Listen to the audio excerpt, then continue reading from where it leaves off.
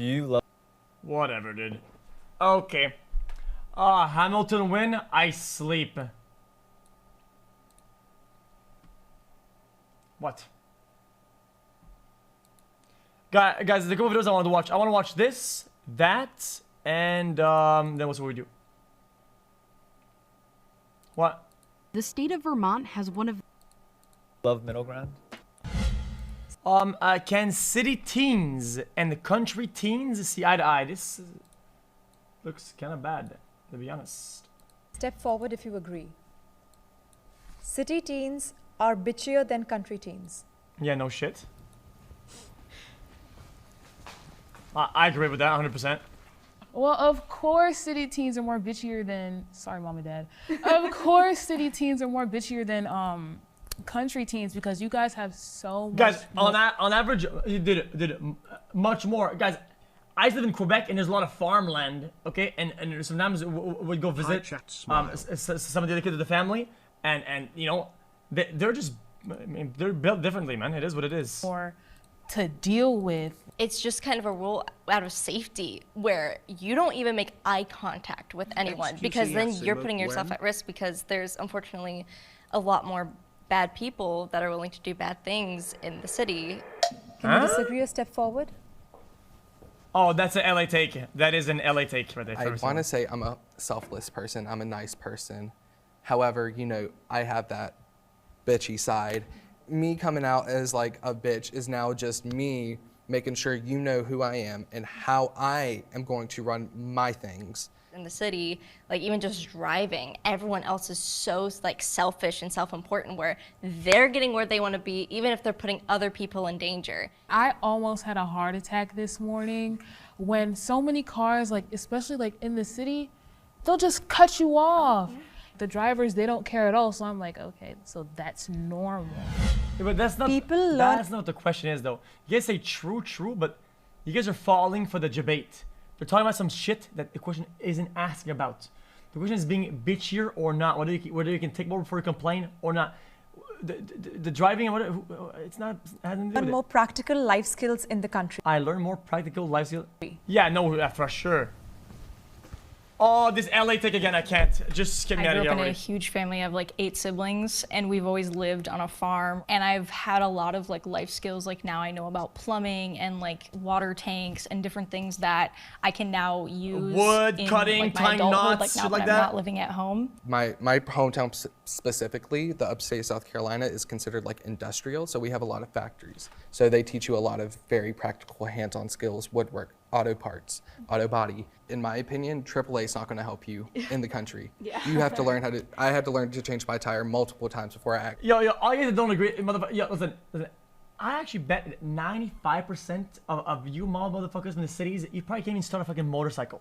Actually fully understood I don't know how Wait, to can you change start my with a tire. motorcycle? I've never done it once in my life. My dad makes sure I keep a jack in my car just in case of that. Would you say it's more encouraged for you to do more of that trade stuff that you learn, or do they encourage you to say, hey, feel free to go out into the city and learn the technology? They give you the option, but going into the workforce was always a good option for people who maybe couldn't have afforded it in XYZ and stuff like that. Yeah, personally, Don't talk I've to me. decided not to go to college at this moment, even though I graduated this past year. I see. And I feel like I have enough skills to the point where I could get like jobs that don't require a 4-year degree. Okay, that's a little far. I agree with the a main big part take, of but practical life skill is like chill human out. interaction. And I think in the city you have a lot of opportunities to meet a lot of diverse people, different kinds of people. You have the ability to network. Well, would you consider that social skills or practical skills? I think social skills definitely are a practical skill. But I feel like in the city, no, that's not what the question is. You're saying some bullshit. Stop saying true, dumb fuck. Stop saying. What they mean by practical skill? No, and I'm some learning done. skills that are also equally useful to living in the city. They're just not the same ones, right? Like one thing I think about a lot is Uber. Everyone in this. Oh, guys, the front door is jammed. The front door is jammed. I'm gonna go fix it. Nah, bruh. I'm networked. Nah, dude. I'm charming. That's so city practical. knows Shut that up, if bitch. something doesn't work out, something I'm goes sorry, wrong, not there's always sorry, an I mean, Uber. Assuming you have money, there's always like an option, someone you can contact. Whereas if you're in, the middle of nowhere, there's not going to be an Uber, period. Moving to Charlotte was definitely a culture shock for me. I didn't know how to use a parking meter.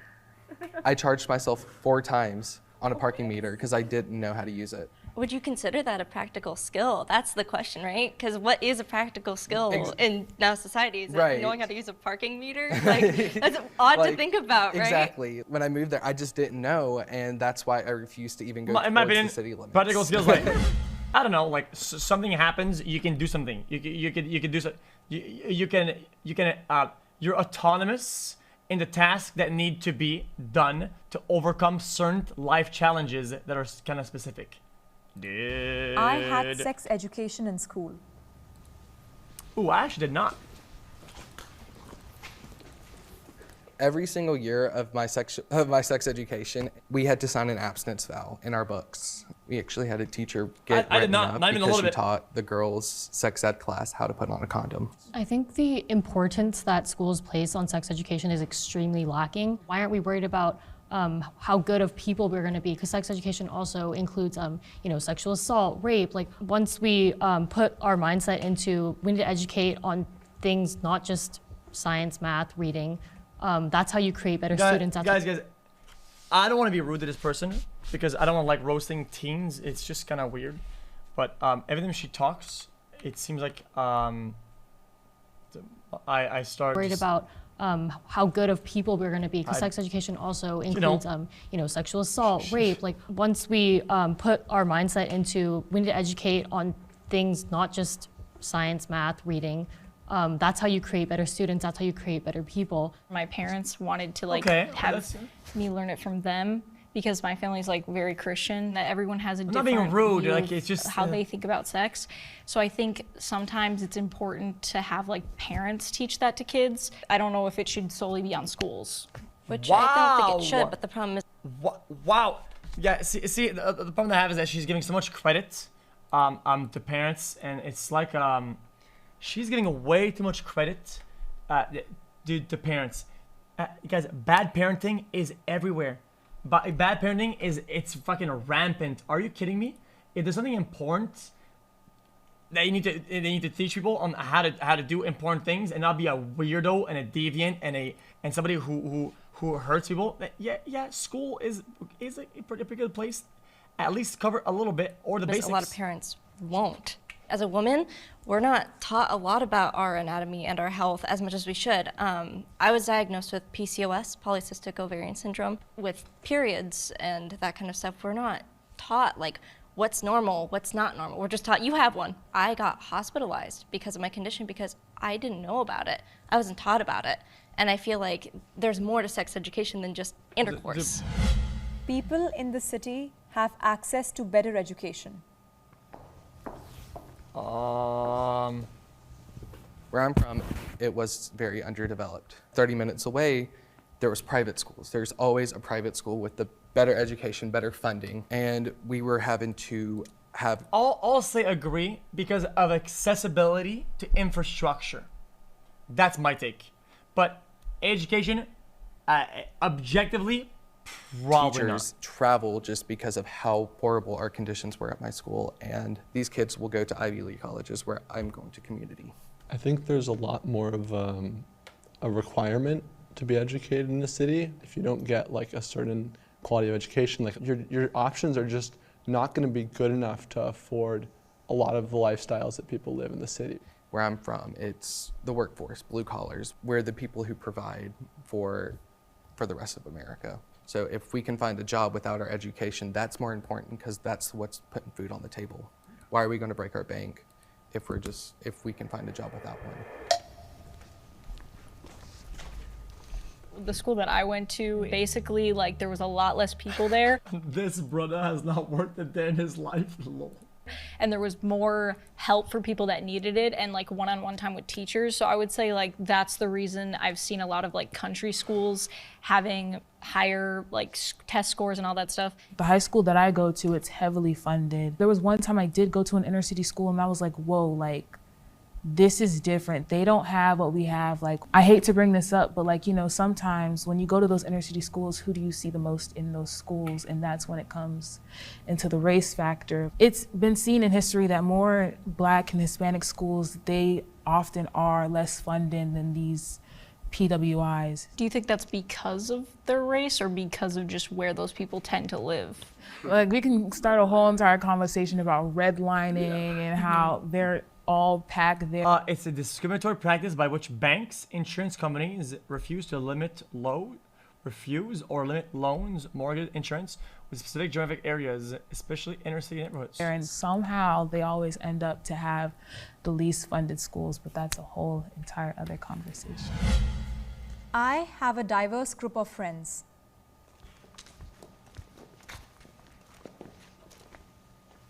I have a lot of people who don't view the world that I do, who are not Christian, who are atheist, stuff like that. So I think it's important to have those friends because, like, as a Christian, you're called. I have a lot of people who don't view the world that I do, who are not Christian, who are atheist, stuff like that. So I think it's important to have those friends because, like, as a Christian, you're called not to just, like, be in a bubble and not just be friends with people that agree with you because that's just an echo chamber that doesn't do us any good. I would say it's like always a great opportunity to be able to learn new things from new people and really expand yourselves. Okay, can I be honest about this? Guys, this might be a very, very bad take. And you can tell me if it's a bad take. I don't mind. I think sometimes I'd rather be thankful or grateful that I do have those friends or that I coincidentally have those friends, but I wouldn't pick and choose based on what I can gain from these interactions or based on these relationships. And they are great to have if you have them, but I wouldn't like cherry pick like, okay, I need myself one Christian guy, one Muslim guy, I need one Asian, one Black guy. And it's like, I mean, I would say my main group though like, is I don't mostly know. Asian American because that's where I find common ground with people. It's about what you have in common. Sometimes I mean, what you guys, don't it have just in it's common. like the point you're almost like shopping. They go to school. Oh, I bought all my books and my tech. Now I need. I got the Asian a friend. Now I need to get the Black one. It's like what the fuck? Yeah, motherfucker. What? It's not strong an argument. I think friends are a luxury. I've never had a set group of friends growing up. I've always been the weird homo. What?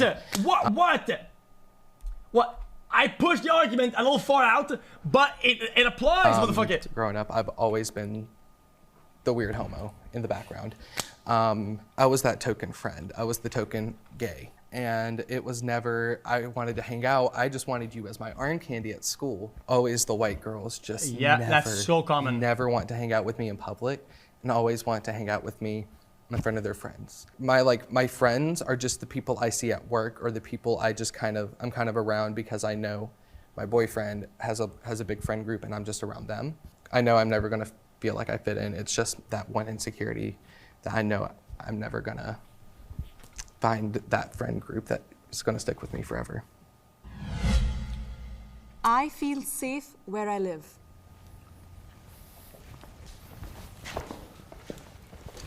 I'm a tall white dude. At least that's what people see, and like that's a huge security in the city. And I know I have friends who are not tall, not white, not dudes. Like changing all those three factors determines kind of where you feel safe and has a lot more to do with like. Guys, what is he saying?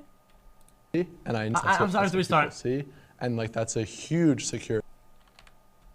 I'm a tall white dude. At least that's what people see, and like that's a huge security in the city. And I know I have friends who are not tall, not white, not dudes. Like changing all those three factors determines kind of where you feel safe and has a lot more to do with like me rather than just like my area or the city itself. Yeah, personally, like growing up on a farm and predominantly in the city. He is correct though. Being tall is always a big advantage. Okay. In the country, there's not very many like. Of course, it's not wrong, motherfucker. Motherfucker, if you're a 6'2" juicer and you're rolling with your mustache and your beard, okay, and your friend is like didn't grow as big and he's like a 4'3" nerdo Andy with like some fucking with a Winnebago backpack and the motherfucker like like dangers. Like you can just be home alone at like age 10. No one's really gonna like bother you. A lot of people have guns. So if people are not scared of other people, it's more like natural disasters or like I should be able to make it through. Oh yeah, you can do that, man. You got it, man. animals What was or that? different things. Sorry, chat. Natural disasters or like animals or different things. What the fuck am I listening to? Sorry, Scared of other sorry, people, chat, it's sorry. more like natural disasters or like animals or different things like that. I was talking with some of my family members and they were like, oh, now that you live like by yourself in the country, maybe you should get something like bear spray because that's more of a threat than someone like coming to the house and like trying to rob us. Okay. Yeah, I carry around a personal alarm with me wherever I go. I keep it in my bag because I want to be able to pop it open and alert everyone around me to be like, hey, I'm small and I might go missing. Like, I feel the need to have those things, unfortunately, and it sucks that I do. I know someone brought up guns in the countryside. For me, in the city, guns are scary, not protection. An alarm? Wait, I thought, guys, I don't want to discriminate because maybe I didn't hear it right. Because I thought the whole point was that it's concealed and she can use it if need be, not wave it around and scare people. 32 months, nice. Like an alarm. In the country, did I mishear it? It sucks that I do. I know someone brought up guns in the countryside. For me, in the city, guns are scary, not protection. Because if someone has a gun in the city, they're not protecting you. They're likely gonna shoot you. I had a school shooting by my neighborhood. Oh, I thought she had a. God, I'm so fucking dumb. I thought what she meant is that she has a pepper spray and she pulls it out and she waves it around like that. I'm armed. I promise I did not know. Alert everyone around me to be like, hey, I'm small and I want to carry around a person. That was my bad. Yeah, I carry around a personal alarm with me. A personal alarm, dude. Wherever I go, I keep it in my bag because I want to be able to pop it open and alert everyone around me to be like, hey, I'm small and I might go missing. I thought she said personal arm, and by that she means like a weapon, like a pepper spray. And whenever she's in trouble, she would just AOE like that. Like, I feel the need to have those things, unfortunately, and it sucks that I do. I know someone brought up guns in the countryside. For me, in the city, guns are scary, not protection. Because if someone has a gun in the city, they're not protecting you. They're likely gonna shoot you. I had a school shooting by my neighborhood. So it's definitely something where, it's hard to feel safe even going to school. In the country, you rarely ever hear things happen like that. Like, I guess it's just a luxury that we have in the country. You can just walk around, maybe go on a late night jog or whatever, things that you can't really do in the city. I want to switch lives with the other side. No. Oh. I've seen what it's like to be in the city, and I feel like, especially in the city, there's like way more opportunities. I really wanted to get into acting and stuff like that. Like guys, I just feel like the pattern of wanting that as a whole, I think it's a slippery slope. I don't know. You don't really see that much of that. There's always something going on in the city, which is great, but it grass also is means greener, blah blah. All kinds of different people, but it'd be nice to like spend some time just being in the country and figuring like stuff out for myself. I feel like I'm like literally the slippery opposite. slope. I want to change the pace. I want mine to be faster. You want yours to be Guys, slower. I think it can be a dangerous mindset to always want to trade, and it makes you less grateful for what you do have, and gives yourself a pattern of wanting to swap when things aren't inclined to. When I was a kid, I've always wanted to like live in New York City and do that whole thing and do like fashion. But obviously like everyone's opinions change and what they want to do changes. So I know personally I want to end up in the country and just like live on land or live somewhere that's very peaceful and like not super busy. I personally love city life. Like, I love city life so much that I went from LA to New York City, which is even more city than LA. I did live in Georgia for a little under half of my life, but just from personal experience, as like a minority, we tend to be less accepted where there's less of us. And when I lived in Georgia, there weren't a lot of Asian people. When I was a kid, like I would overhear people making fun of my mom's accent, my dad's accent, about how they spoke. To compare to where I live now, those things don't happen as often. I love my quiet life. I love living on the outskirts. I love just not having to worry about much but my bills. To me, success and happiness don't go together. If that's me living just where I am, what I'm doing right at this moment, that's okay. It was interesting to me with you guys. Huh? And happiness, having to worry about much but my bills. To me, success and happiness don't go together. If that's me living just where I am, what I'm doing right at this moment, that's okay. It was interesting to me with you guys both being minorities in the countryside, just seeing how you experienced. Well, I think success is happiness and happiness is success. I think they coexist, and I think they mutually play off one another. Being in the country, because I think it's a stereotype that, you know, there's a lot of people that are ignorant and bigoted in the country rather than the city. Because you guys think that success equals money or like making it. Success isn't like a one-dimensional thing. That's just, I think that's how we process, and it's how we're normally shown what is success. But success isn't just having a nice fucking a place or having a high tier at a job or something. That's not what the success is.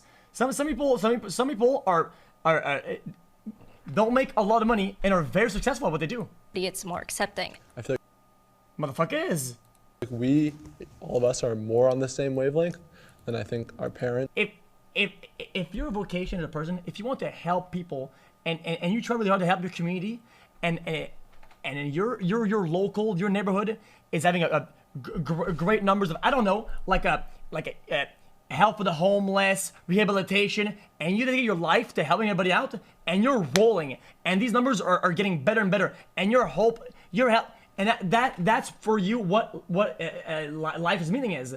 That's what you want. That's what you want as a goal, and you achieve that. You're successful. You're getting success. You're not rich. You're not famous, and you don't have a fucking crazy apartment penthouse, and you're not this insane fucking corporate ladder to climb, but you're very successful. So it is very subjective. Had with, you know, people from different walks of life. Like if we were to meet again, the word country wouldn't come to my mind at all. Like at any point, it would just be like, you know, peers.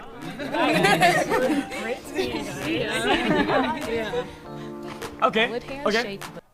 You guys, some of you guys don't agree with me. Oh no, it's money because money this, money that. Okay, what if you spawned in life as some kid and your dad gave you 10 mil at 25, at 20 years old. At 20, boom.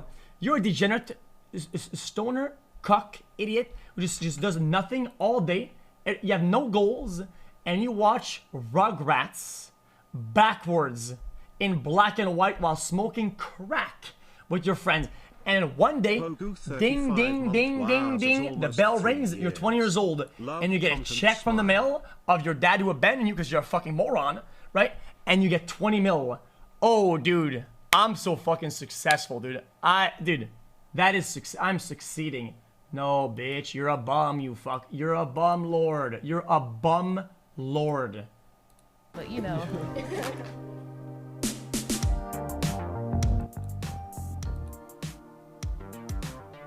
So are you? Yeah.